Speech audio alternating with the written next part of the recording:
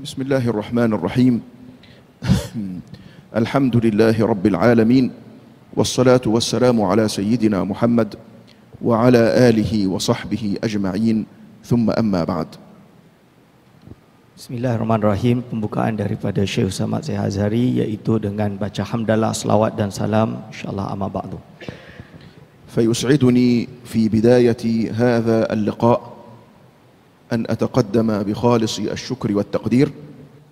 Jadi saya mulakan dengan majlis ini dengan menyampaikan kalimat syukur saya إلى سماحة المفتي kepada Sahibu Samah Datuk Mufti العلامة الجليل Al-Alamah yang Jalil دات حاج وان زاهدي Datuk Wan Zahidi الموقر yang sangat dihormati, الذي نعتز بفضيلته yang kami sangat muliakan dengan kehormatannya, عالما أزهريا جليلا seorang alim Azhari ومفتيا كبيرا dan juga seorang لهذا mufti yang البلد. besar di wilayah Perak Darul Ridwan. وقد فرحت كثيرا بأن تشرفت بلقائه Dan saya sangat bahagia dengan dapat hadir di bersama ini. وأشكره على كلماته التي تفضل بها في حقي.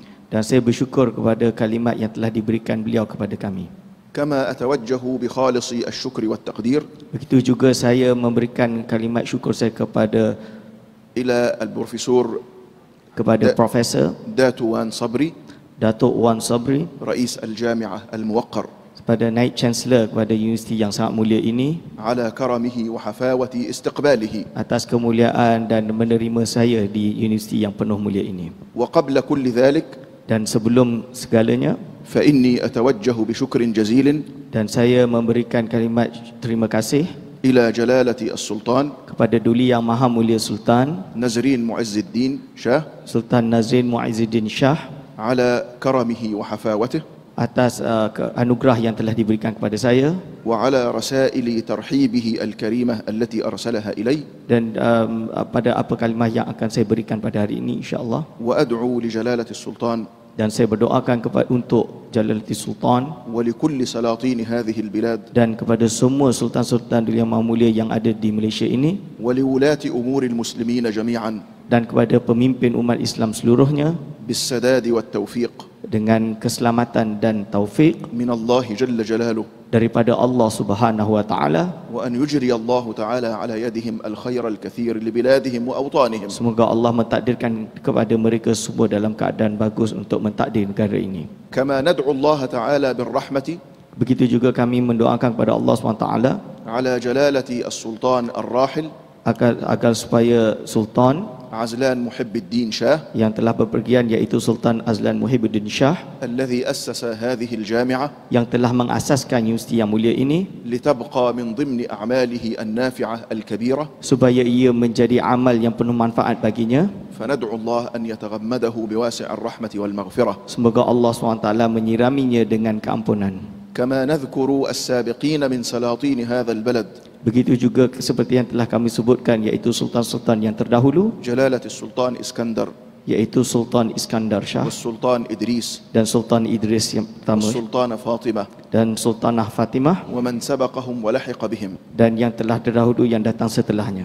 كما أتقدم بشكر جزيل Begitu juga seperti saya mengucapkan kesyukuran saya إلى كل أبناء هذا البلد الكريم، kepada semua rakyat di negeri yang mulia ini, بيراك خصوصا وماليزيا عموما.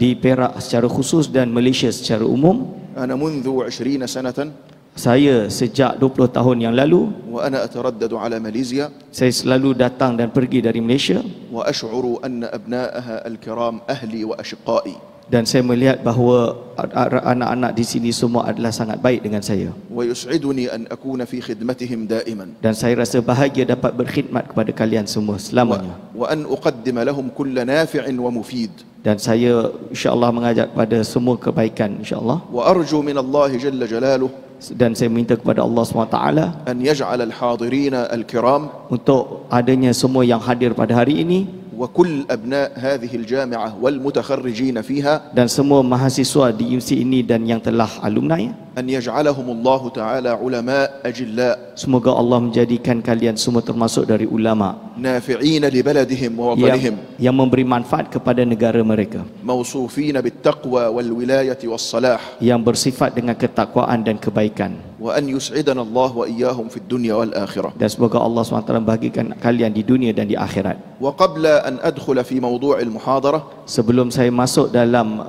perbahasan, فإني أذكر أننا عند الدخول الآن dan saya sebutkan sebelum saya masuk tadi, ذكر لي بعض الحاضرين telah meminta salah seorang daripada yang hadir أنه فاتهم bahawa dia tak sempat tadi pagi أن يحضروا معنا المجلس untuk menghadiri majlis الذي كنا نعقده قبل قليل yang telah kami adakan sebelum ini, في المدرسة الإدريسية العريقة, yaitu di Madrasah Idrisiyah tadi, لذكر الإسناد في الحديث المسلسل بالأولية والحديث المسلسل بيوم عاشوراء، حيث إن اليوم عاشوراء. untuk membaca hadis musalsal al-awaliyah dan juga hasil musalsal biyaumil Ashura. وسألني الأخ الكريم أن أذكر الحديثين بسندي حتى لا يفوته شرط الحديث المسلسل بيوم عاشوراء. Jadi sahabat kita ni meminta untuk saya sebutkan di sini supaya dia tidak ketinggalan mendapatkan riwayatan hadis yang menjadi syarat dalam periwayatan hadis. فأذكر هذا على وجه السرعة Maka saya akan menyebutkan ini dengan cepat, ثم أنتقل إلى صلب المحاضرة. barulah setelah itu saya masuk pada perbahasan utama. أما الحديث المسلسل بالأولية Adapun hadis musalsal bi awaliyah, فقد حدثني به شيخنا الجليل maka telah menceritakan kepada saya العلامة المحدث السيد محمد علوي المالكي، yaitu al-allamah al-muhaddis Said Muhammad Alwi al-Maliki, وحدثني به شيخنا الجليل المرحوم محمد سعد بدران الدمياطي، dan begitu juga Syekh Muhammad Sa'ad Badran al-marhum, وعدد كبير من العلماء dan banyak lagi ulama-ulama yang lain يزيدون على 100 yang melebihi 100 من العلماء الذين لقيتهم في مختلف بلاد الدنيا، dari ulama-ulama yang telah saya menjumpai mereka di seluruh dunia. وهو أول حديث أسمعه من كل واحد منهم Dia adalah hadis pertama yang saya dengar dari seluruh mereka بأسانيدهم جميعا dengan sanad mereka keseluruhannya إلى سيدنا عبد الله بن عمرو بن العاص kepada Sayyidina Abdullah Amr bin As رضي الله عنه radhiyallahu anhu, أنه قال bahawa dia berkata, سمعت رسول الله صلى الله عليه وسلم يقول aku mendengar baginda sallallahu alaihi wasallam bersabda, الراحمون يرحمهم الرحمن تبارك وتعالى yaitu ar-rahimuna, orang-orang yang memberi rahmat, ارحموا من في الأرض يرحمكم من في السماء.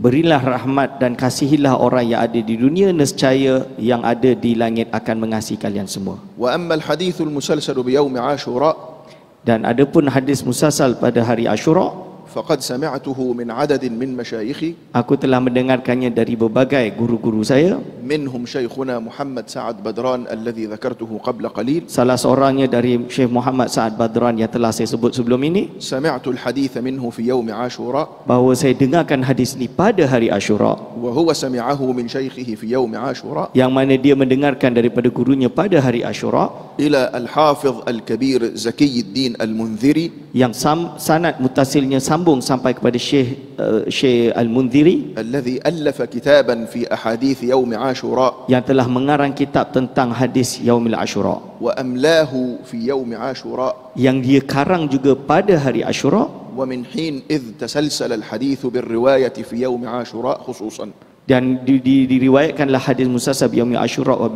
secara khusus kitab ini. والحديث بأسانيدنا إلى سيدنا أبي قتادة الأنصاري رضي الله عنه، Dan hadis ini sampai kepada Abil Qatadah Al-Ansari radhiyallahu anhu, أن النبي صلى الله عليه وسلم قال bahawa sesungguhnya baginda sallallahu alaihi wasallam bersabda, صيام يوم عاشوراء berpuasa pada hari Ashura, إني أحتسب على الله maka aku berharap daripada Allah SWT أن يكفر السنة التي قبله. untuk mengampunkan dosa-dosa pada tahun yang lalu. نعم. ولنا إلى هذا الحديث أسانيد كثيرة، Dan bagiku untuk hadis ini ada banyak sanad. نكتفي منها بهذا القدر. maka saya cukupkan dengan kadar ini, وقد أجزت بهذين الحديثين خصوصا dan saya mengijazahkan kepada kalian semua dua hadis ini secara khusus, وبسائر أسانيدي ومروياتي عموما dan keseluruhan sanad-sanadku secara umumnya للسادة الحاضرين في kepada المجلس semua yang hadir pada majlis hari ini, من طلاب العلم وطالبات العلم daripada pelajar-pelajar ilmu, mahasiswi dan mahasiswa, إجازة عامة dengan ijazah yang umum, بشرطها المعتبر عند أهل الحديث والأثر، dengan syarat yang dianggap oleh ulama ahli hadis, راجيا منهم الدعاء لي ولمشايخي ولوالدي. dengan harapan mendapatkan doa daripada kalian semua untuk saya dan seluruh guru-guru saya. هذا ما يتعلق بالحديثين والإجازة فيهما. Dan ini semua hadis yang saya ijazahkan kepada semuanya, insyaAllah. أما بالنسبة لموضوع المحاضرة Berkenaan dengan perbahasan inti pada hari ini, وهو قضية أهل السنة والجماعة، yaitu berkenaan tentang ahli sunnah wal jamaah. فهذا موضوع شديد الأهمية، Ini adalah judul yang sangat-sangat penting. خصوصا Lebih-lebih lagi أنه خرج في السنوات الأخيرة telah keluar atau berlaku pada tahun-tahun yang akhir ini من يكفر المسلمين orang-orang yang mengkafirkan orang Islam yang lain أو يضللهم atau menyesatkan yang lain بجهل وقلة علم، disebabkan kejahilan dan sedikitnya ilmu, ويدعي لنفسه أنه هو أهل السنة والجماعة. dan dia mengaku bahawa diri dia ahli sunnah wal jamaah. فأنا أحذركم من هذا الفكر Maka saya memberi warning kepada kalian semua tentang pemikiran ini, تحذيرا بليغا، peringatan yang sangat-sangat kuat, لأنه ليس فيه أدنى علم ولا تحقيق، bahawa mereka ini sebenarnya tak ada ilmu sama sekali. بل غاية أمرهم Paling tidak pun كلمات مقتطعة من كلام أهل العلم mereka adalah kalimat-kalimat yang dipotong daripada ahli ilmu sebenarnya, يلبسون بها على عامة الناس dan dihiaskan untuk menipu orang lain, ويوهمون أنهم علماء، dan seorang orang memberi gambaran bahawa mereka itu ulama. وهم أبعد ما يكون عن العلم. Hakikatnya mereka jauh daripada ahli ilmu. وقد أدركنا مشايخنا من علماء الأزهر Dan kami telah menemui guru-guru kami dari Azhar يقولون yang mereka berkata, إن نصف العلم أخطر من اللا علم. separuh ilmu ini lebih bahaya daripada orang yang tak ada ilmu sama sekali. من أخذ كلمة من هنا ومعلومة من هنا Orang yang mengambil sebahagian kalimat di sini dan ilmu sedikit dari sana, دون أن يدرس العلم دراسة أصيلة tidak benar-benar mengkaji ilmu itu dengan pengkajian yang sebenar, مع الصبر على العلم على مدى سنوات yang tidak melalui kesabaran dalam menuntut ilmu bertahun-tahun, وقراءة كتب العلم الكبار والصغار على يد العلماء المحققين، yang tidak membaca kitab-kitab ilmu di bawah ulama, bimbingan ulama-ulama ilmu. من لم يصبر على هذا Orang yang tak sampai sabar dalam semua perjalanan ini, فإنه يحفظ كلمات وجملا dia hanya ambil 2-3 kalimat dan dihafalkan, يوهم بها الناس أنه على حظ من العلم. dan dia memberi salah faham kepada orang lain, konon-konon dia itu orang ilmu. وأذكر لكم حديثا شريفا Dan oleh itu saya sebutkan suatu hadis Rasulullah SAW, من أعجب ما قرأنا من الأحاديث النبوية، yang apabila kita baca hadis ini, يرويه ابن حبان في صحيحه والبزار في مسنده yang telah diriwayatkan oleh Ibnu Hibban dan juga Bazzar dalam musnadnya, من حديث حذيفة رضي الله تعالى عنه daripada hadis Huzaifah radhiyallahu anhu, أن النبي صلى الله عليه وسلم قال bahawa sesungguhnya baginda sallallahu alaihi wasallam bersabda, إنما أتخوف عليكم، sesungguhnya aku hanya takut atas kalian semua, والذي يدرس علوم البلاغة dan orang yang belajar ilmu balaghah, يدرك أن كلمة إنما من أساليب القصر، yang mana kalimat innama ini memiliki faedah batas, iaitu hanya. وسماحة المفتي درس هذا باستفاضة على يد علماء الأزهر. Dan Sahibu Samah Mufti sudah belajar perkara ini di Universiti Al-Azhar juga. وأسلوب القصر معناه Dan kita tahu bahawa uslub qasr, iaitu membatasi tadi, الحصر والاختصاص بالمعنى. adalah untuk mengkhususkan dengan makna. فإذا قال عليه الصلاة والسلام إنما أتخوف عليكم رجل، Kalau baginda SAW bersabda, aku hanya khawatir terhadap kalian semua, كأنه عليه الصلاة والسلام يقول seolah-olah baginda SAW bersabda, لا أخشى عليكم من شيء أبدا قدر خشيتي عليكم من هذا الرجل. iaitu baginda SAW tidak takut akan berlaku pada kalian sama sekali melainkan yang satu ini. ما هي أوصاف هذا الرجل الذي يمثل كل هذا الخطر؟ Apakah yang Rasulullah SAW sifatkan orang lelaki yang baginda SAW takutkan ini? العجيب جدا Yang mengherankan atau mengagumkan sekali, أن أول وصف لهذا الرجل bahawa sifat pertama yang disebutkan oleh baginda SAW, يقول فيه عليه الصلاة والسلام إنه رجل أوتي القرآن iaitu seorang lelaki yang membaca Al-Quran, ورؤيت عليه بهجة القرآن يعني ظهرت عليه بهجة القرآن كأنه كثير التلاوة للقرآن جدا iaitu dia menzahirkan seolah-olah dia ini ahli Quran yang sangat banyak membaca Al-Quran. إذن أوتي القرآن Dia diberikan Al-Quran وترى عليه خشية أهل القرآن dan nampak seolah-olah dia ini seorang ahli Quran. والصفة الثالثة يقول فيها عليه الصلاة والسلام Dan sifat ketiga yang disebut oleh baginda SAW, يقول وكان ردءا للإسلام والردء يعني الحصن والحامي dia itu seolah-olah dia itu menjaga Islam, وكان ردءا للإسلام يعني غيورا جدا على الإسلام nampak seolah-olah dia itu sangat passionate dengan Islam, nampak seolah-olah. إذا وجدنا أمامنا رجلا Apabila kita menemukan موصوف بهذه الأوصاف orang yang bersifat dengan tiga ini, هل يمكن أن يكون مصدر خطر؟ apakah mungkin suatu benda yang buruk keluar daripadanya? لا يمكن أن يكون مصدرا للخطر إذا وقف عند هذا الحد. Sepatutnya kita tak dapat apa yang masalah dengan seperti ini. من وقف عند هذا الحد Bahalah orang yang seperti ini, فإنه يكون رجلا مباركا من أهل القرآن dia sepatutnya orang yang sangat mulia dan termasuk ahli Quran, ويملأ الدنيا أدبا ونورا. yang sepatutnya memenuhi dunia ini dengan penuh adab dan cahaya. لكن وصف لنا الحديث النبوي مرحلة تغير وتحول بعد ذلك. Akan tetapi barulah baginda SAW mensifatkan bahawa perubahan sebenarnya yang akan terjadi. يقول عليه الصلاة والسلام عن هذا الرجل Baginda SAW menceritakan atau membahas tentang orang ini بعد كل ما سبق setelah apa yang telah disebutkan tadi, إنه غيره يعني بعدما أوتي القرآن غيره إلى ما شاء الله. iaitu apa yang terjadi, dia seolah-olah merubah apa yang ada dalam Quran tadi. ما معنى غيره؟ Apa yang dimaksud dia merubah tadi? لا يمكن أن يكون التغيير في سور القرآن ولا ألفاظه ولا حروفه لأنه محفوظ. Tidak mungkin Al-Quran itu dirubah, ditahrif, kerana dia adalah dijaga oleh Allah SWT. لكن التغيير هو التلاعب بفهم القرآن. Yang dimaksud merubah Al-Quran adalah dia bermain-main dengan makna Al-Quran itu. الدخول إلى تأول القرآن وفهمه وتفسيره من غير علم.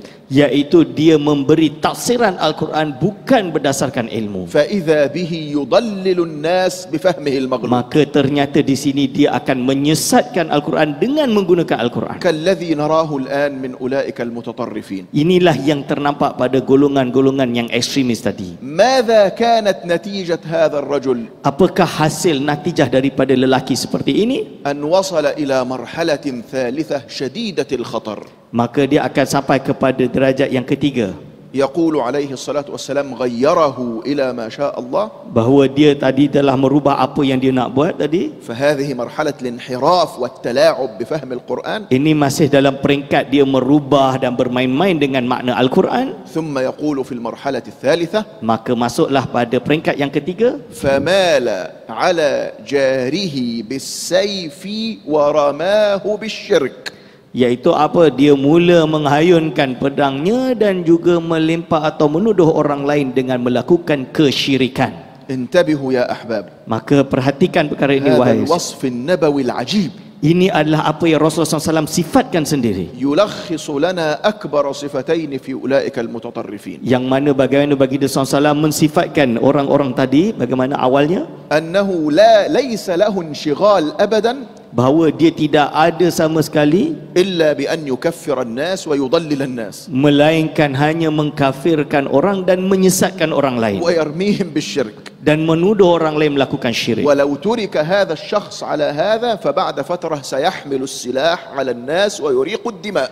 Kalau kita biarkan orang macam ni seperti ini, maka akhirnya dia akan ambil pedang dan dia bunuh orang lain. لماذا أقول هذا الكلام؟ Kenapa saya berkata perkara ini? لتحذروا حذرا كبيرا، Supaya kalian semua mengambil perhatian bahawa bahayanya orang ini. لأن بعض هؤلاء موجودون بيننا Kerana orang seperti ini ada di sini, يكفرون الناس ويضللون الناس. mengkafirkan orang dan menyesatkan orang lain. ما هي معالم وأركان أهل السنة والجماعة؟ Apakah makna ahli sunnah wal jamaah di sini? 3 أشياء. Iaitu 3 perkara. أنهم في باب الاعتقاد، Adapun dia dalam fi babi mana? الاعتقاد dalam bab i'tiqad, akidah, على منهج السادة الأشاعرة والماتريدية، iaitu berpegang kepada Abul Hasan Al-Asy'ari dan Maturidi. وأنهم في فروع الفقه Sedangkan di dalam fiqh على واحد من المذاهب الأربعة، adalah berpegang dengan salah satu daripada 4 mazhab. وأنهم في السلوك والأخلاق Sedangkan di dalam suluk dan tasawuf, يأخذون بمشرب التصوف الصافي. maka dia mengambil mazhab tasawuf yang murni. وهذه الأركان الثلاثة هي التي قام عليها الجامع الأزهر الشريف. Dan atas 3 asas inilah apa yang telah dipegang oleh Universiti Al-Azhar Al-Syarif. فالأزهر الشريف أشعري مذهبي صوفي. Bahawa Azhar Al-Syarif adalah Asy'ari yang bermazhab dan bertasawuf. والتصوف ليس خرافة ولا دجل. Tasawuf ini bukanlah seperti dajal. التصوف علم من أشرف علوم الإسلام، Tasawuf itu adalah ilmu daripada ilmu-ilmu Islam. وهو الركن الثالث للدين في حديث جبريل. Dia adalah rukun ketiga di dalam hadis Jibril. العلم الذي يعتني بتزكية النفس وتطهير النفس من الكراهية، Iaitu ilmu yang bertujuan untuk membersihkan jiwa وتطهير النفس من التسلط والعدوان، daripada membersihkan jiwa dari permusuhan dan pergaduhan, وتطهير النفس من الكبر، dan membersihkan hati daripada sombong, وتطهير النفس من التسلط على الناس بالرمي بالضلال والكفر. menjaga hati daripada mudah untuk menyesatkan orang lain, mengkafirkan orang lain. التصوف هو الذي يملأ الإنسان بالأخلاق Iaitu tasawuf, iaitu mengisi hati dengan penuh akhlak وطهر النفس dan membersihkan hati وحب الله ورسوله dan mencinta Allah dan Rasulnya وحسن الخلق في معاملة الناس. dan memiliki akhlak yang baik terhadap manusia yang lain. إذن ينبغي أن تحافظوا على هذه المعالم الكبرى. Maka kalian semua kenalah menjaga 3 perkara penting ini. فمن جاء إليكم Maka siapa yang datang bertemu kalian ليضلل الأشاعرة والماتريدية lalu berusaha untuk menyesatkan Asy'ariyah dan Maturidiyah, أو يدعو إلى الاستخفاف بالمذاهب الفقهية الأربعة، atau merendah-rendahkan 4 mazhab ini, أو يتهجم على التصوف، atau menghujum tasawuf, فاعلموا أن هذا التهجم على الأركان الثلاثة هو شعار التطرف والإرهاب. maka sebenarnya dia menghujum 3 rukun Islam, yang mana dia menghujum Islam itu sendiri. الأزهر الشريف Bahawa Al-Azhar Al-Syarif منذ نحو 600 سنة أو أكثر، sejak 600 tahun dahulu atau lebih, وعلى مدار عشرات ومئات الألوف من العلماء، dan sejak beratus ribu ulama يدرس هذه العلوم كما وصفنا. belajar dan berpegang pada ilmu-ilmu yang telah saya jelaskan وفي ini. التصوف خصوصا Dan dalam ilmu tasawuf secara khususnya, كان الأزهر يدرس التصوف من كتاب الرسالة القشيرية، bahawa Al-Azhar mengaji tasawuf dalam kitab Risalah Kusyairiyah. واعتنى شيخ الإسلام زكريا الأنصاري بشرح الرسالة القشيرية. Bahkan Syekhul Islam Zakaria Al-Ansari telah berpegang dan mensyarahkan kitab Risalah Kusyairiyah ini, حتى يساعد الطلبة الدارسين في الأزهر على أن يدرسوا هذا الكتاب بعلم. sehingga membantu ulama pelajar-pelajar Azhar untuk mengaji kitab ini dengan ilmu. فصار التصوف يدرس في الأزهر بكتاب الرسالة القشيرية مع شرح شيخ الإسلام زكريا. Sehingga membuatkan pelajar-pelajar di Universiti Al-Azhar untuk mengaji tasawuf dengan kitab Risalah Kusyairiyah dan syarah Syekhul Islam Zakaria Al-Ansari. ثم بعد زمن Dan setelah waktu yang lama, عدة قرون، beberapa kurun yang lalu, جاء شيخ الإسلام وشيخ الأزهر telah datang Syekhul Islam dan Syekhul Azhar, الإمام الأكبر Al-Imam Al-Akbar, الشيخ مصطفى العروسي، iaitu Syekh Mustafa Al-Arusi, فألف تعليقات وحواشي على شرح شيخ الإسلام زكريا على الرسالة القشيرية. bahawa dia telah membuat catatan atau taklikat terhadap syarah Syekhul Islam Zakaria Al-Ansari terhadap Risalah Qushairiyah. فصار الأزهر يدرس التصوف بهذه الكتب الثلاثة معا. آخرnya الرسالة القشيرية بشرح شيخ الإسلام زكريا بحاشية الإمام مصطفى العروس. Jadi akhirnya Universiti Al-Azhar Al-Syarif pelajar-pelajarnya mengaji tasawuf dengan 3 kitab ini. Mula dengan Risalah Qushairiyah, yang kedua syarah kepada Syekhul Islam Zakaria Al-Ansari, dan yang ketiga kepada catatan yang diberikan oleh Syekh Mustafa Al-Arusi. وصار الأزهر كذلك يدرس كتاب إحياء علوم الدين. Begitu juga Universiti Al-Azhar mengajar kitab tasawuf iaitu dengan kitab Ihya Ulumuddin, ويدرس متن الحكم العطائية. dan mengajar kitab Matan Hikam Ibnu Athaillah Sakandari, ويدرس متن البردة للإمام البصيري. dan juga mengajar kitab Burdah Imam Busiri. وأنت إذا أتيت اليوم Maka kalau engkau datang pada hari ini, تجد أن أبناء تيارات الإرهاب والتطرف kalau kalian akan jumpa bahawa budak-budak yang ikut golongan ekstremis ini, يتهجمون على كتاب إحياء علوم الدين للغزالي، mereka akan menghentam kitab Ihya Ulumuddin Imam Ghazali, ويتهجمون على البردة للبصيري، mereka akan menghentam kitab Burdah Imam Busiri, ويتهجمون على التصوف، mereka akan menentang tasawuf, ويتهجمون على الأشاعرة والماتريدية، mereka akan menentang Asy'ariyah dan Maturidiyah, ويشتمون علم أصول الفقه، dan mereka mencaci maki ilmu usul fiqh, ويعادون هذا العلم الشريف dan dia akan memusuhi ilmu-ilmu yang mulia ini, الذي هو أهم علوم الشريعة على الإطلاق في فهم النص القرآني. padahal inilah ilmu Islam yang secara mutlak benar mengikut Ahli Sunnah wal Jamaah. كان حجة الإسلام الغزالي Adanya Imam Al-Ghazali rahimahullah, صاحب كتاب الإحياء pengarang kitab Ihya Ulumuddin, في كتابه المستصفى في علم الأصول dalam kitab Mustasfa fi Usul Fiqh, يقول: dia berkata, إن من لم يتقن علم المنطق barang siapa yang tidak pakar ilmu mantiq, فلا ثقة بعلومه أصلا. maka tak dapat dipercaya ilmunya sama sekali. والفقير اليوم أنسج على منواله وأقول: Maka saya sendiri iaitu Syekh Usamah telah mencatatkan ini dan aku berkata, إن من لم يتقن علم أصول الفقه barang siapa yang tidak pakar dalam ilmu usul fiqh, فلا ثقة في فهمه للشريعة أصلا. maka dia tak faham ilmu syariah sama sekali. وهؤلاء أبناء تيارات التطرف Maka lihatlah budak-budak yang dari golongan ekstremis ini, هم وشيوخهم يكرهون علم الأصول جدا ويعادونه. mereka ini memuji ilmu usul tapi mereka memusuhinya. ولذا فهؤلاء جهال.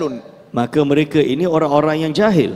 ومن أدلة ذلك Dan buktinya, أنهم يتهجمون مثلا على كتاب إحياء علوم الدين للإمام الغزالي apa mereka menyebutkan kitab Ihya Ulumuddin Imam Ghazali, بدعوى أن فيه أحاديث ضعيفة bahawa di dalamnya terdapat banyak hadis palsu, hadis dhaif. ويضللون الإمام الغزالي وكتاب الإحياء Dan akhirnya mereka menyesatkan Imam Ghazali dan kitab Ihya Ulumuddin لوجود الأحاديث الضعيفة فيه. kerana ada hadis dhaif dalam kitab Ihya Ulumuddin. فمتى كان وجود الحديث الضعيف تضليلا لصاحبه؟ Kalau bila mana ada kitab yang ada hadis dhaif, maka dia akan menyesatkan pemilik kitab سنن tersebut. الإمام الترمذي فيها الصحيح والضعيف، Dalam Sunan Imam Darimi ada sahih dan ada dhaif. فهل يضللون الإمام الترمذي؟ Apakah kita menyesatkan Imam Tirmizi? كتاب الأدب المفرد للإمام البخاري وهو غير الصحيح فيه الحديث الصحيح والضعيف. Hatta Imam Bukhari sendiri ada kitab Adab Mufrad dan lainnya, ada dalamnya kitab hadis-hadis yang الأدب dhaif. المفرد غير كتاب صحيح البخاري. Ingat, Adab Mufrad bukan kitab Sahih Bukhari. صحيح البخاري كل ما فيه صحيح، Kalau Sahih Bukhari semuanya sahih. لكن الإمام البخاري ألف كتاب الأدب المفرد Tapi Imam Bukhari sendiri karang kitab Adab Mufrad, وأورد فيه الأحاديث الصحاح dan di والضعف. dalamnya ada hadis yang sahih dan hadis yang dhaif. فهل يضلل الإمام البخاري؟ Apakah kalian untuk menyesatkan juga Imam Bukhari? ثم إن الإمام الغزالي لما ألف كتاب إحياء علوم الدين Lalu ketika Imam Al-Ghazali mengarang kitab Ihya Ulumuddin, جاء واحد من كبار وعظام حفاظ الحديث maka telah datang seorang hafiz yang besar, yang hebat, وهو الإمام الحافظ زين الدين العراقي yaitu Imam Al-Hafiz Zainuddin Al-Iraqi, شيخ الحافظ ابن حجر yaitu guru kepada Al-Imam Ibn Hajar. الحافظ العراقي من أعظم حفاظ السنة والحديث في تاريخ الإسلام. Jadi Imam Izzuddin Al-Iraqi ini adalah terkenal seorang yang sangat hafiz hadis, yang hafal hadis, yang hebat. فلما طالع كتاب إحياء علوم الدين Apabila dia membaca kitab Ihya Ulumuddin, لم يضلل الكتاب dia tidak menyesatkan kitab, ولم يتهجم عليه dia tidak menyerang kitab Ihya بل Ulumuddin, عظم كتاب إحياء علوم الدين جدا dan dia menghormati dan mengagungkan kitab Ihya Ulumuddin sangat. بل وقام بخدمة الكتاب Bahkan dia menambah khidmat membantu kitab ini بأن ألف كتابا مستقلا dengan dia mengarang kitab yang mustaqil يخرج فيه كل حديث ذكره الغزالي في إحياء علوم الدين iaitu dia mentakhrij kembali, memberi status hadis bagi semua hadis yang diriwayatkan oleh Imam Ghazali. فيأخذ كل حديث من الأحاديث الموجودة في الإحياء Maka dia ambil semua hadis yang ada dalam kitab Ihya, ويبين درجة الحديث صحيح أو حسن أو ضعيف. dia jelaskan hadis itu sama ada sahih, hasan atau dhaif. الحافظ العراقي لم يؤلف كتاب واحد في تخريج أحاديث الإحياء Hafiz Iraqi dia tidak karang kitab yang takhrij hadis secara lengkapnya, بل ألف 3 كتب في هذا. maka bahkan dia mengarang 3 kitab pada bab ini, تخريج أحاديث إحياء علوم الدين الكبير والأوسط والصغير yaitu mentakhrij kitab Ihya Ulumuddin yang besar, yang tengah dan yang sekali kecil. وطبع مع كتاب إحياء علوم الدين التخريج الصغير للحافظ العراقي. Dan tercetak di dalam kitab Ihya Ulumuddin yang hari ini ada kitab takhrij ini Zainuddin Al-Iraqi tadi. الكتاب الكبير للحافظ العراقي Sedangkan kitab yang besar oleh Al-Hafiz Al-Iraqi, مخطوط لم يطبع بعد، dia adalah masih berbentuk manuskrip, belum dicetak. لكن من اطلع عليه Barang siapa yang telah melihatnya, وجد أن الحافظ العراقي في أول الكتاب bahawa Al-Hafiz Al-Iraqi pada awal kitab يسوق نحو من 20 صفحة في المخطوط telah menulis lebih kurang 20 muka surat dalam bentuk manuskrip, في بيان عظم شأن الإمام الغزالي telah menerangkan keagungan dan kehormatan dan kehebatan Imam Al-Ghazali, وعظم قدر كتابه الإحياء. dan lebih tinggi daripada kitab Ihya tadi. هل اطلع هؤلاء على هذا الكلام؟ Apakah kalian semua dah baca, mereka dah tengok ke kitab لا ini? يعرفونه.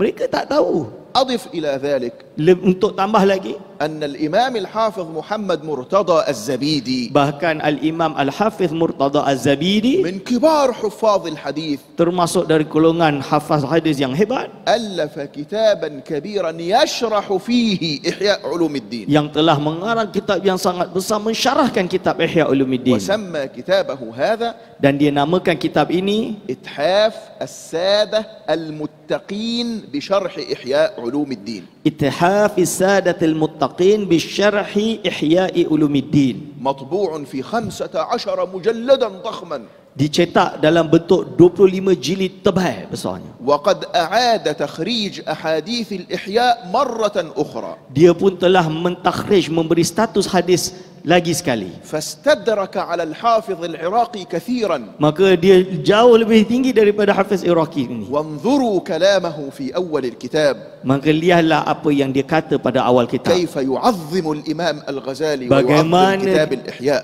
bagaimana dia mengagungkan Imam Ghazali dan juga mengagungkan kitab Ihya Ulumuddin. كتاب إحياء علوم الدين إنما يعاديه هؤلاء الإرهابيون Jadi Ihya Ulumuddin ketika mereka mencaci maki ini, لأنه من أعظم كتب الإسلام شرحا لعلل النفس. padahal dia adalah kitab yang sangat hebat dalam mensyarahkan tentang penyakit-penyakit jiwa. الغزالي قسم الكتاب على 4 أقسام: Imam Ghazali mengarang kitab ini dalam 4 kisim, 4 bahagian, ربع العبادات، yaitu bahagian ibadat, وربع العادات، yaitu bahagian adat, وربع المنجيات، وربع المهلكات. yaitu bahagian tentang yang boleh menyelamatkan kita dan perkara yang boleh membinasakan kita. لم يؤلف شيء قط أدق في بيان علل النفوس وكيفية تزكية النفوس من كتاب الإحياء. Tidak pernah sebelum ini ada yang mengarang kitab yang membahas tentang penyakit hati dan cara pembersihan hati sehebat dan sedalam apa yang dikarang oleh Imam Ghazali. وكيف تدخل الشريعة وأنوارها إلى نفس الإنسان.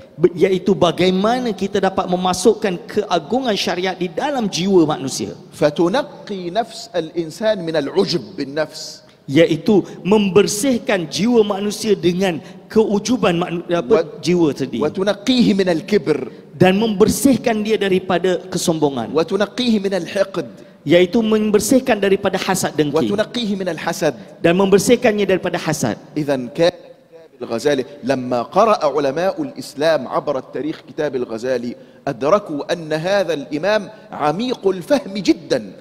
Kalau ulama membaca kitab-kitab Imam Ghazali, semua mengakui bahawa Imam Ghazali menulis memang sangat mendalam kitabnya. أضف إلى كل ذلك Selain daripada itu, ما أطبق عليه علماء الإسلام دون استثناء iaitu apa yang telah dilakukan, diterapkan oleh ulama Islam tanpa terkecuali, من أنه يجوز الأخذ بالحديث الضعيف في فضائل الأعمال. iaitu harusnya untuk mengambil hadis yang lemah kerana fadailul a'mal. الإمام النووي ينص على ذلك، Contohnya Imam Nawawi berkhusus, الإمام ابن دقيق العيد ينص على ذلك، Imam Daqiq Al-Aid juga melakukan perkara tersebut, الإمام ابن أبي حاتم الرازي في كتاب الجرح والتعديل ينص على ذلك، iaitu Imam Abu Hatim Ar-Razi menyebutkannya dalam kitab Jarh wa الحافظ ابن Ta'dil. حجر ينص على ذلك، Imam Ibn Hajar juga mengakukan perkara sama, وكل ما في كتاب إحياء علوم الدين من قبيل فضائل الأعمال. iaitu apa yang hadis-hadis yang adalah kitab Ihya Ulumuddin ini semua fadailul a'mal. فلا حرج عليه في إيراد الحديث الضعيف،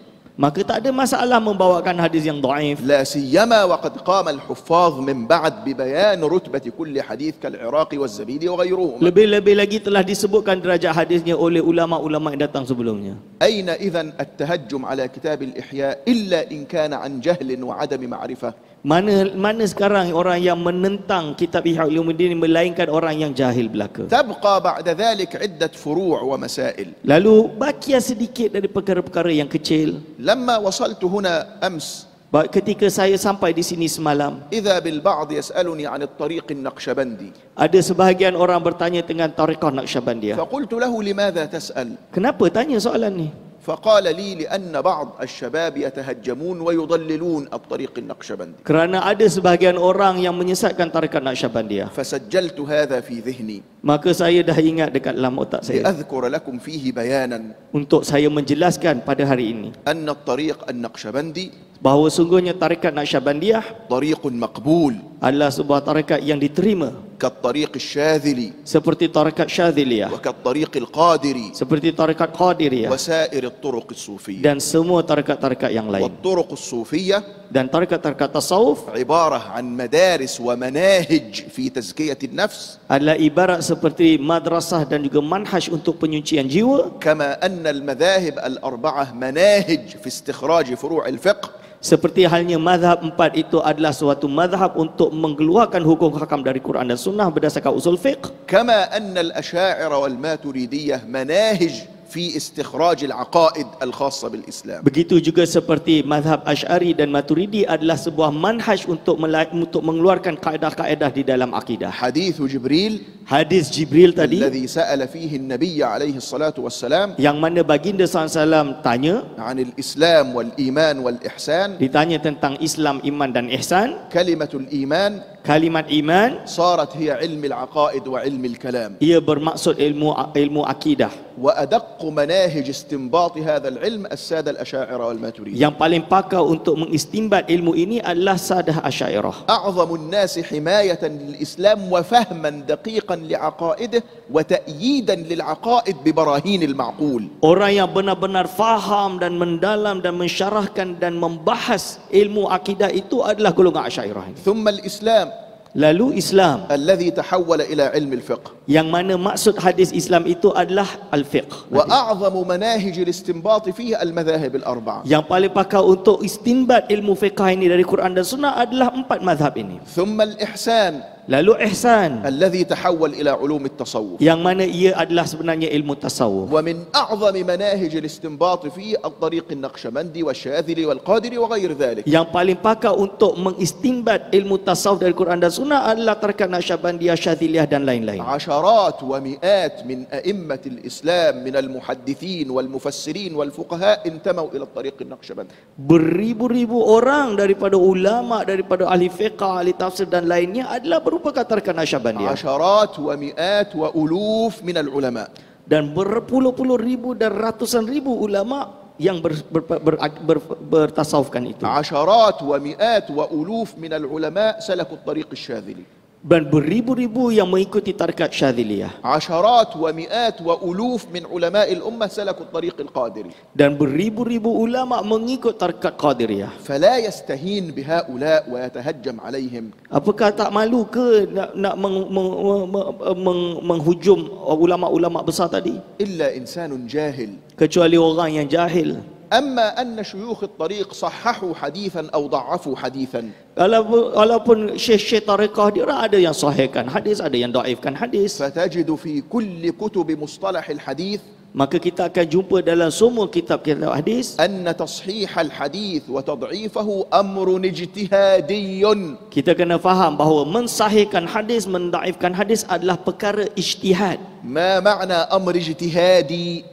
Tidak bermaksud dengan ijtihad يعني تتفاوت فيه اجتهادات الحفاظ. iaitu kita melebihi ijtihad para hufaz, يعني لا يضلل بعضهم بعضا وإن اختلفوا. iaitu mereka bila berbeza pendapat mereka tidak menyesat sesama mereka. قد ترى أنت الحديث ضعيفا Mungkin engkau melihat hadis ini dhaif, لكني أحتج بقول من صححه. tapi aku berpendapat dengan ulama yang mensahihkannya. أو أنت تراه ضعيفا وأنا أراه ضعيفا لكني آخذ بقول من يرى بالعمل بالضعيف فضائل الأعمال وهو قول الأمة بأكمله. Mungkin engkau menilai hadis ni dhaif, aku menilai hadis dhaif, tapi kita amal kerana ia fadailul amal seperti ulama yang mengharuskannya. فإذا جاءك واحد من هؤلاء Maka apabila datang daripada mereka ini وقال لك شيوخ الطريق dan mereka kata syekh tarekah telah berkata احتجوا بحديث وهو ضعيف أو موضوع bahawa syekh tarekah itu berhujah dengan hadis yang dhaif atau palsu, ثم يضللهم ويكفرهم بهذا lalu dia menyesatkan dan mengkafirkan disebabkan ini, فاعلم أن هذا بعيد عن العلم جدا. maka ini jelas jauh daripada ilmu sama sekali. هذا لا علاقة له بالعلم. Ini orang ni memang tak ada ilmu sama sekali. هذا إنسان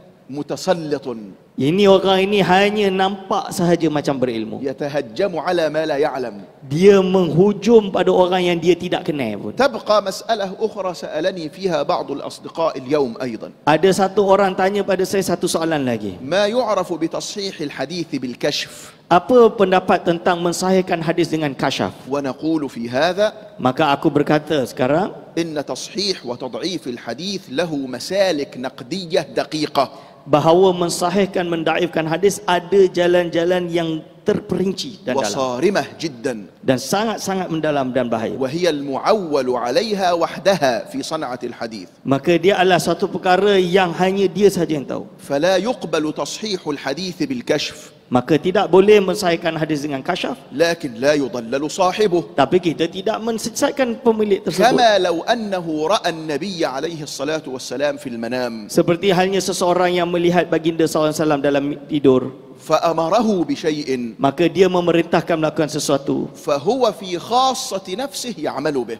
maka dia di dalam jiwa dia tahu dia nak buat tu. لكن لا يحتج بمنامه على الآخرين. Tapi dia tidak boleh berhujah dengan mimpi dia itu kepada mewajibkan orang lain. لأن علماء أصول الفقه يقولون إن الرؤيا ليست بحجة. Kerana apa? Ulama usul fiqh kata mimpi bukanlah hujah. لكن الذي رأى Tapi orang yang melihat dalam mimpi, يعمل بما رأى. dia boleh beramal dengan apa yang dilihat. فإذا قال لي إنسان رأيت النبي عليه الصلاة والسلام في المنام وقال لي اصبر على الناس هذا أمر حسن اعمل بهذا. Contohnya, kalau seseorang datang berkata bahawa aku mimpi Rasulullah SAW bersabda padaku untuk aku bersabar, maka amalkanlah. إذن هذا ميزان دقيق علمي. Ini adalah suatu timbangan yang dalam di dalam ilmu ini, رؤيا المنام والكشف لا يحتج بها في تصحيح الحديث. yaitu ru'ya, mimpi dan juga kasyaf tidak boleh digunakan dalam mensahihkan hadis, لكن لا يضلل صاحب الرؤيا ولا الكشف. tapi tidak boleh menyesatkan orang yang melakukan perkara tersebut. ولا أحد منا أبدا ينكر على شخص يذكر أنه رأى النبي مناما فنصحه بشيء. Maka tak ada seorang pun yang mimpi Rasulullah SAW lepas tu dia menasihatkan sesuatu. بل إننا نحب من رأى هذا Bahkan kita mencintai orang yang mimpi Rasulullah SAW tadi. لأنه مؤيد بقوله عليه الصلاة والسلام Kerana dia dibantu dan disokong dengan dapat melihat baginda SAW. من رآني في المنام فقد رآني حقا Dengan hadis Nabi SAW, barang siapa yang melihat aku ketika tidur, maka dia telah melihat yang hak. فإن الشيطان لا يتمثل بي Kerana sungguhnya syaitan tidak dapat menyerupaiku. فهنيئا لكل من رأى النبي عليه الصلاة والسلام في المنام Maka bahagialah siapa-siapa yang dapat melihat Rasulullah SAW ketika tidur. وهنيئا لكل من تشرف وسمع كلمة منه في المنام Dan bahagialah orang yang dapat mendengar suara baginda SAW ketika tidur. كلنا نتمنى أن ننال هذا Semua kita berharap mendapatkan kehormatan ini. ومن شرفه الله ورأى النبي عليه الصلاة والسلام في المنام فنصحه بشيء هل يضلل هل يقال إنه ضال Maka saya nasihatkan bagi orang yang ada dapat melihat Rasulullah SAW ketika tidur ini, apakah ia disesatkan atau tidak?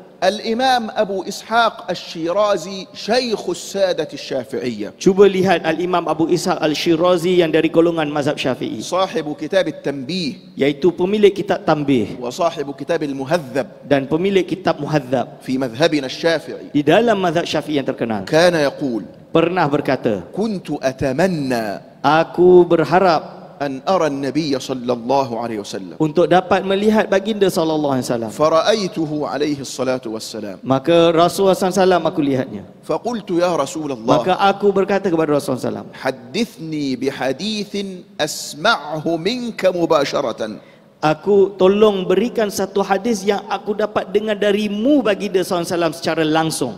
فقال له عليه الصلاة والسلام Maka sallallahu alaihi wasallam bersabda kepadanya, يا شيخ ya Syekh, إذا أردت السلامة من غيرك idza أردت arata, bila kamu berkehendak, السلامة من غيرك yaitu selamat dari selain engkau, فاطلبها في سلامة غيرك منك maka carilah keselamatan orang lain kepada dirimu. فهو نفس معنى حديث المسلم من سلم المسلمون من لسانه ويده. Maka ia sama makna dengan hadis Imam Muslim, iaitu tentang barang siapa yang selamatkan saudaranya yang lain. حديث المسلم من سلم المسلمون من لسانه ويده مروي في كتب الصحاح. Dan hadis Muslim tadi memang disebutkan dalam kitab sahih. لكن أبو إسحاق الشيرازي فرح جدا أنه سمع معنى الحديث من لسان النبي مناما. Jadi Imam Abu Ishaq Al-Shirazi sangat bahagia mendapatkan dengan hadis daripada baginda SAW secara langsung. ما أول كلمة قالها له عليه الصلاة والسلام في المنام؟ Apakah perkataan yang pertama didengar oleh baginda oleh Abu Ishaq Al-Shirazi tadi? قال له يا شيخ. Iaitu perkataan ya Syekh.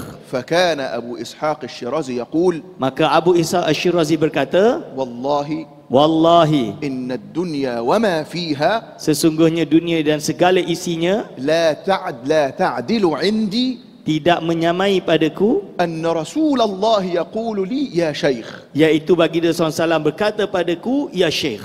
هذا إمام عظيم Ini imam yang hebat ni. فرح جدا Dia sangat-sangat bahagia أن النبي عليه الصلاة والسلام لقبه بهذه الكلمة bahawa يا شيخ. baginda SAW melakabkan atau menisbahkan dirinya sebagai Syekh. ومن العجيب أن الإمام الشيرازي هذا Dan suatu yang mengherankan, Imam Abu Ishaq Shirazi ini صار يعرف في كل كتب المذهب بالشيخ، iaitu di dalam semua kitab mazhab Syafi'i disebut sebagai Asy-Syaikh. بحيث تجد في كتب قواعد المذهب Sehingga kita jumpa dalam kitab Qawaid Mazhab, أنه إذا أطلقت كلمة الشيخ في المذهب فالمراد أبو إسحاق. bila dimutlakkan kalimat Syekh di dalam kitab tersebut, yang dimaksudkan itu adalah Abu Ishaq. نعم. إذن Oleh itu, الذي يأتي ويقول إنني رأيت النبي عليه الصلاة والسلام في المنام وسمعت منه حديثا هنيئا له هذا. jadi orang mana-mana datang bahawa saya mimpi baginda SAW dan dia meriwayatkan hadis padaku, ini adalah suatu benda yang dia patut bahagia. وهو يقوله على سبيل الحب والتشرف والبركة. Dia berkata ini kerana dia rasa cinta, rasa suka. لكن إذا أراد أن يحتج بمنامه على صحة الحديث أو ضعفه غير مقبول. Kalau dia gunakan mimpi tersebut untuk mensahihkan hadis, tentulah tidak boleh. وقد كتب العلامة المحدث dan telah ditulis oleh salah seorang ahli hadis, الشيخ عبد الفتاح أبو غدة، Syekh Abu Fatah Abu Ghudah, كلمة حول قضية تصحيح الحديث بالكشف وأنها غير مقبولة عند أهل العلم، iaitu sebuah kalimat tentang mensahihkan hadis dengan kasyaf ini, yang mana kita tahu ia tidak diterima oleh ahli ilmu. في أواخر تعليقه على كتاب اسمه المصنوع في الحديث الموضوع للملا علي القاري. Di dalam kitabnya, di akhir kitab tasnif tadi, وكذلك شيخ مشايخنا وعمدة علماء الأزهر الشريف العلامة الجليل أحمد رافع الطهطاوي، begitu juga disebut juga oleh Syekh Ahmad Rafi' At-Tahtawi dari ulama Azhar. له في كتبه كلام في هذا أيضا. Dalam kitabnya ada kalam perbahasan tentang perkara ini juga, أما الإمام عبد الوهاب الشعراني iaitu Al-Imam Abdul Wahab Asy-Sya'rani, إذا قال إنني حصل لي تصحيح للحديث بالكشف jika berlaku padaku iaitu tashih hadis dengan kasyaf, فهو من قبيل رؤيا المنام.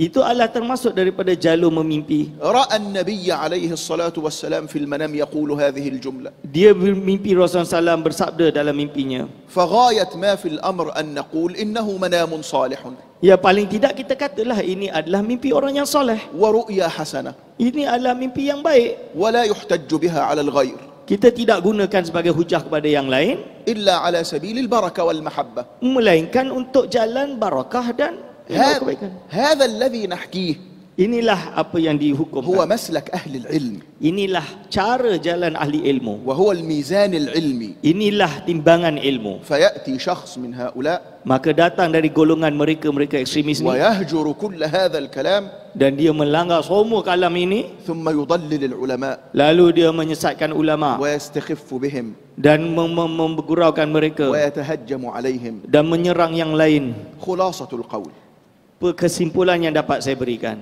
أريد منكم أن تعتنوا بهذه الأركان الثلاثة، saya berharap kalian semua untuk memegang 3 rukun yang penting ini, أن تحافظوا على التدريس والإقراء المستمر لكتب السادة الأشاعرة والماتريدية، untuk tetap istiqamah membaca kitab-kitab Sadah Asy'ariyah, وأن تحافظوا على المذهب الفقهي المعمول به في البلد، dan menjaga mazhab fikih yang bagus ini, مع فهم مهارات الفتوى dan memahami kemahiran berfatwa التي ربما يخرج فيها الفقيه عن معتمد المذهب لمذهب آخر yang mungkin seorang ahli fiqh itu keluar dari muktamad kepada mazhab yang lain لضوابط ومقاييس معينة عند العلماء، kerana ada dawabit dan ada beberapa timbangan yang penting, وهذا موجود حتى عند أكابر الأقدمين. dan perkara ini ada di kalangan ulama-ulama besar seluruhnya. الإمام النووي في كتاب الروضة ربما أفتى بقول مالك في بعض المسائل، Imam Nawawi dalam kitab Rawdah dalam beberapa hal mengambil pendapat mazhab Imam Malik. فنحن في التدريس Maka kami di dalam mengajar, لا بد من المذهب الشافعي، kita memang mesti pakai mazhab Syafi'i sahaja. وفي الفتوى Dan dalam fatwa هناك مهارات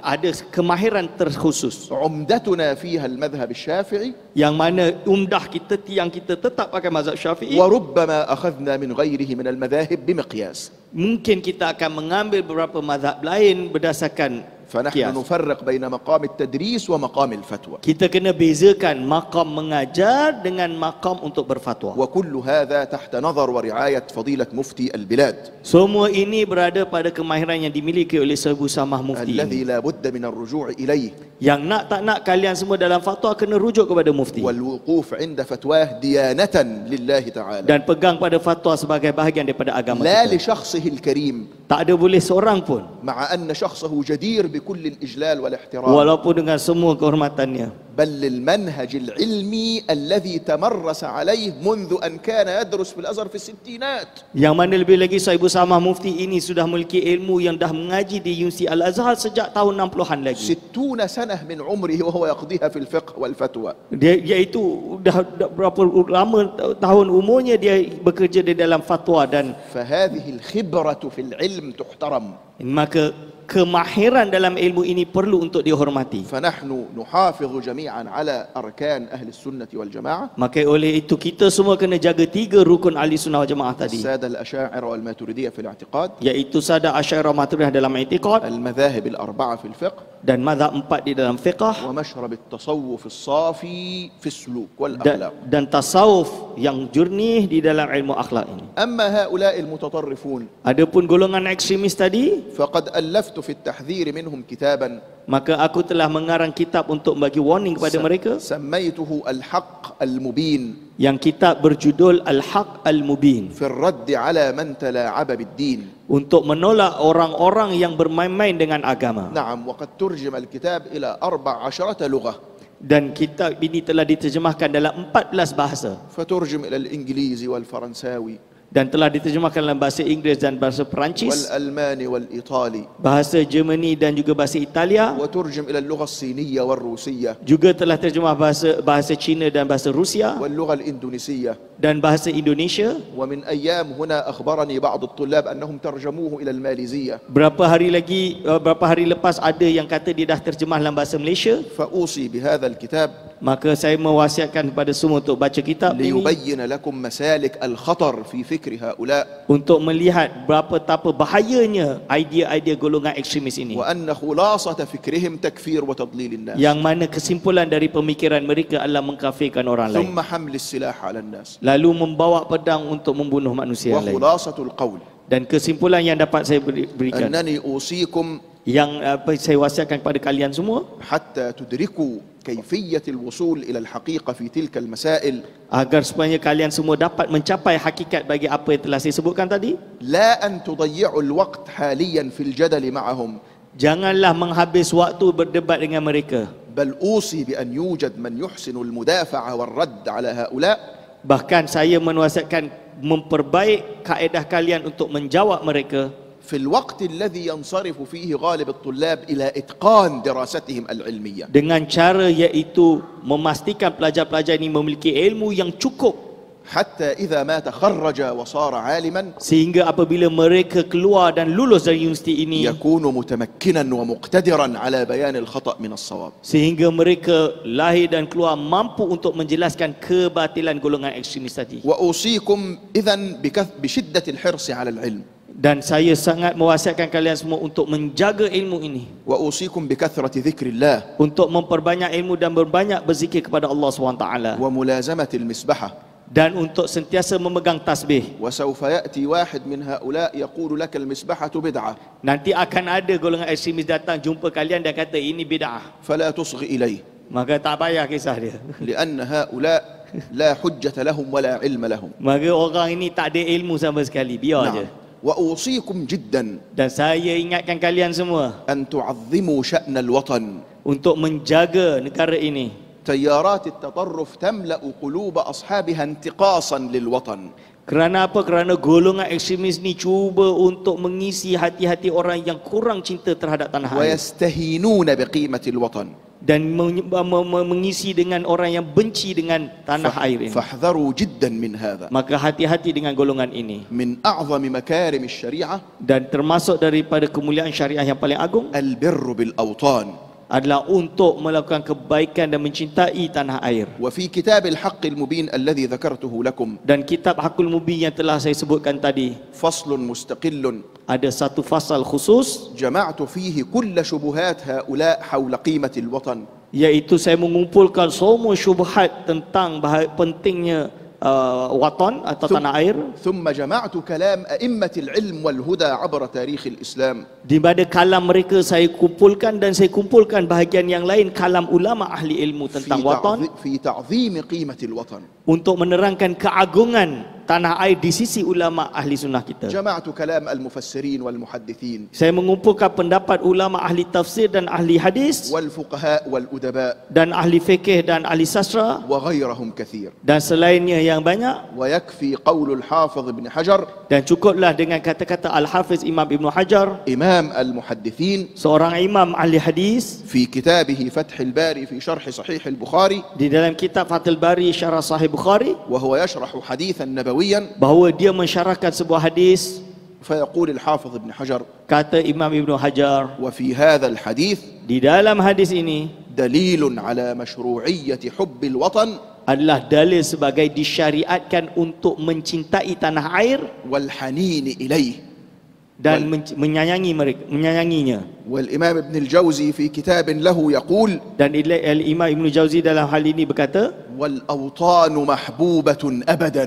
Dan autan ini adalah perkara yang dicintai selamanya. يعني لا يتهجم على قيمة الوطن إلا عاق رديء الطبع. Tidak ada yang membenci tanah air ini melainkan orang-orang yang rosak ini. وأختم هذه المحاضرة Dan aku menutup pengajian ini بأن أجدد الشكر الجزيل untuk mengulang lagi, iaitu terima kasih saya إلى جلالة سلطان البلاد kepada Duli Yang Maha Mulia Sri Paduka Sultan Perak, وإلى سماحة المفتي kepada Sahibul Samahah Mufti, وإلى سعادة رئيس الجامعة kepada Naib Chancellor, وإلى كل أبناء بيراك الأحباب dan kepada semua sahabat-sahabat semua, وإلى كل شعب ماليزيا الكريم dan semua rakyat Malaysia yang mulia, داعيا المولى جل جلاله yang kita mohon kepada Allah SWT أن يحفظ ماليزيا ومصر من كل شر untuk menjaga Malaysia dan Mesir daripada segala keburukan, وأن يحفظ بلدينا العظيمين بحفظه الجميل untuk menjaga negara kita daripada segala bahaya. وصلى الله على سيدنا محمد وعلى آله وصحبه وسلم. Dan sallallahu alaihi Muhammad wa ala alihi wasallam. Dan saya menutup ini segala salah silap dari penterjemah, saya mohon maaf. Aku qauli hadza, astaghfirullah li wa lakum.